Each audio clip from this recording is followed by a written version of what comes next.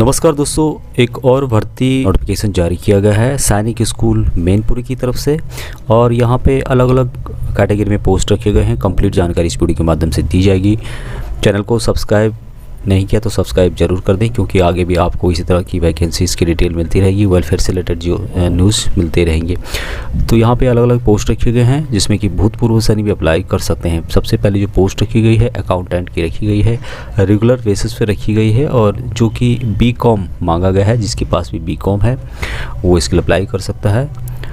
As जो रखी गई है 18 से 50 साल रखी गई है, और पेमेंट मिलेगी 35,400 रुपये से, plus DA plus medical allowance plus transport allowance दिया जाएगा। ये BCom की पोस्ट है। बाकी अन्य पोस्ट काफ़ी कम एजुकेशन के रखे गए हैं। यहाँ पे आप लोग देख पा रहे होंगे दूसरी पोस्ट है जो कि जनरल एम्प्लॉयज़ रेगुलर बेसिस पे है, जनरल एम्प्लॉयज़ की, और जिसके लिए 10th पास मांगा गया है।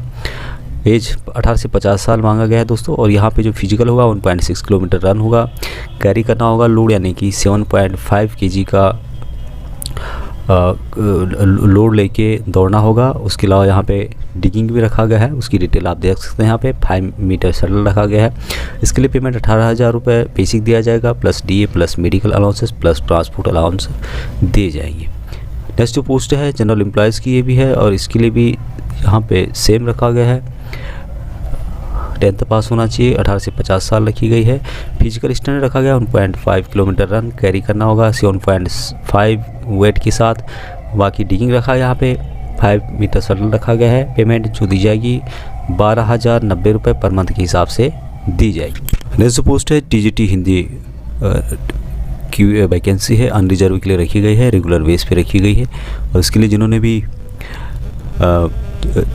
डिग्री किया हुआ है, BA भी जिन्होंने किया है वो भी इसके लिए अप्लाई कर सकते हैं 50% मार्क के साथ। उसके अलावा जो B.Ed किया है जिन्होंने वो इसके लिए अप्लाई कर सकते हैं। उसके अलावा 4 ईयर इंटीग्रेटेड डिग्री कोर्स आपने किया हुआ है regional college of education of NCERT से 50% मार्क के साथ, तो वो भी इसके लिए अप्लाई कर सकते हैं। बाकी यहाँ पे देख सकते हैं आप लोग, यदि आपने CTET जो टेस्ट होता है सेंट्रल टीचर एलिजिबिलिटी टेस्ट, उसको भी पास किया है, CBSE जो एकोमोडेशन होता है उसके द्वारा, तो तभी आप इसके लिए अप्लाई कर सकते हैं। पेमेंट बेसिक पे 44,900 रुपये plus DA plus medical allowance plus transport allowance दिया जाएगा। इसके लिए जो एज रखी गई है 21 से 35 साल रखी गई है।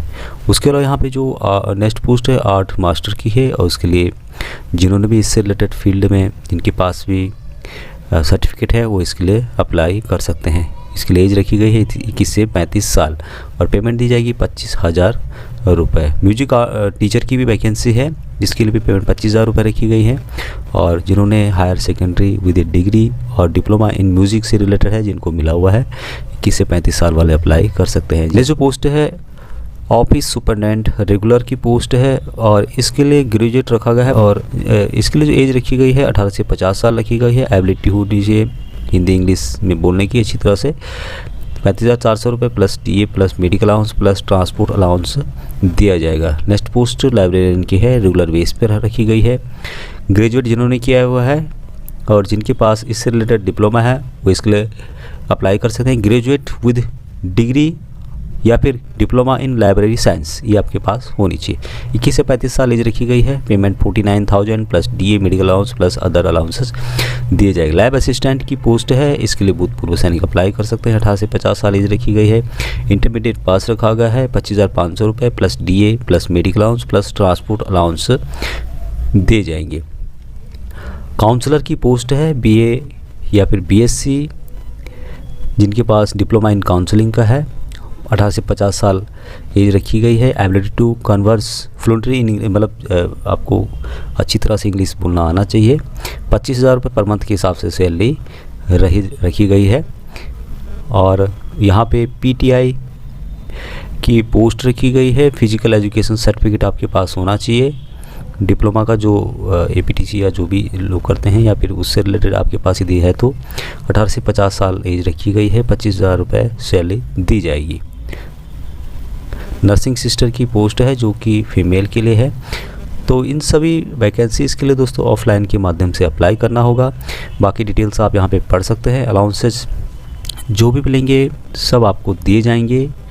एकोमोडेशन अलाउंसेस दिए जाएंगे जो मिलते हैं, जिसमें कि ट्रांसपोर्ट अलाउंस, DA उसके बाद contributory pension under national pension scheme के तहत, मेडिकल अलाउंस और भी अलाउंसेस है जो एजुकेशन है यहाँ पे दी गई है। आप बाकी यहाँ पे आप विजिट भी कर सकते हैं। इसका जो ऑफिशियल वेबसाइट है जो कि सैनिक स्कूल मैनपुरी की है, इस पे भी आप विजिट कर सकते हैं।